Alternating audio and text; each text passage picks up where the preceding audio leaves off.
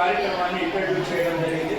దీనిలో ముఖ్యమైనటువంటి మాట ఏంటి అంటే తల్లిదండ్రులు ఉంటాడు, జాయిన్ చేసిన దగ్గర నుంచి రోజు వస్తూనే ఉంటాడు.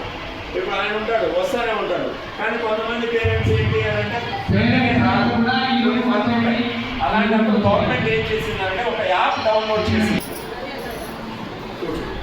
సో ఇప్పుడు ఎవరి బాధ్యత ఏంటి?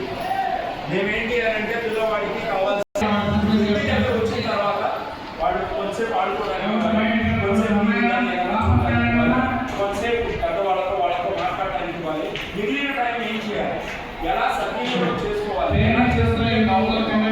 చాలా మంది చదువుకుంటారు, డిగ్రీలు అలా కూడా చదువుకున్నటువంటి చాలా మంది ఉంటారు.